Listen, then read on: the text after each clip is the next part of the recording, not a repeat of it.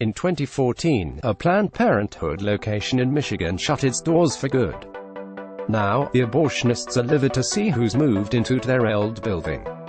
Stock image for the purpose of visual representation, left. Planned Parenthood Ypsilanti, Michigan, right. Photo credit, BSIP, UIG, Getty Images, Yelp. On a full day in 2014, Karalee Robison got a call informing her that a closed sign had appeared on the door of Planned Parenthood in Ypsilanti, Michigan. Should spend years praying for that moment. I've heard so many just saying, I drove by that building every day and I prayed over it, Robison said. There was this specific story of a local pastor and a couple people that would go pray outside of that Planned Parenthood.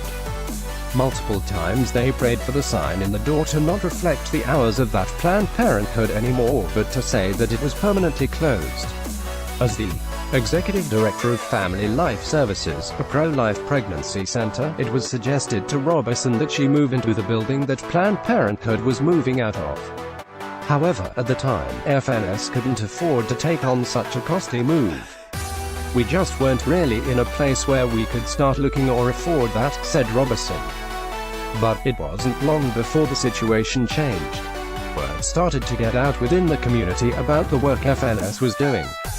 Meanwhile, the center began to expand the list of services they offered. As word of mouth was getting out in our community about what each of our practices were doing, we were just getting inundated with clients, explained Robison. A year and a half later, the situation at Family Life Services changed when the pregnancy center began to outgrow its location. The center had gone from serving 800 clients a year to 1,200.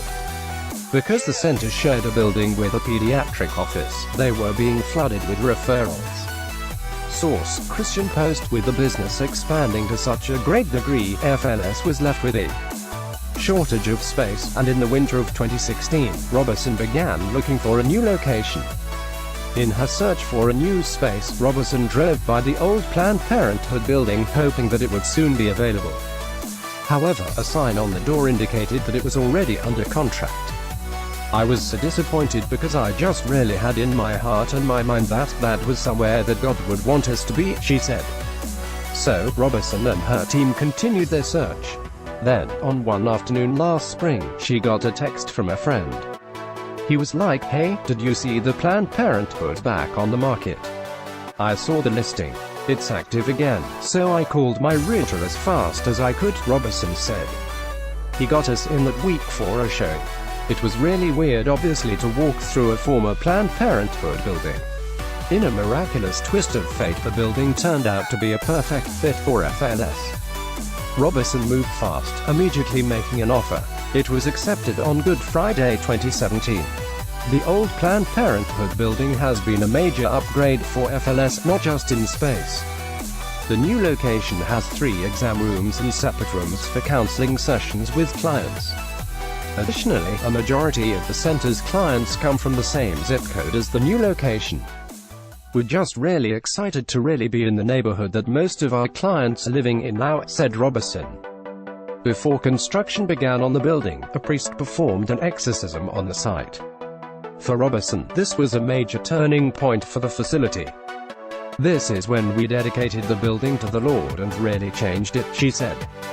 "It's really neat to see how God was leading this story together for years and years," Robison told Pregnancy Help News. "We've had overwhelmingly positive and excited response from our supporters. We had so many people call at the beginning of this year like, 'Are you moved yet? When are you moving?' Now, the pro-life pregnancy center will be servicing women and families in the building once inhabited by Planned Parenthood, the world's leading abortion provider. This, of course, is a massive win for the pro-life community, and no doubt has left proponents of abortion livid." All of the prayers said by Robison and her colleagues have now been answered. God is good. Please share this awesome news if you, too, believe in the power of prayer. Follow us on Facebook,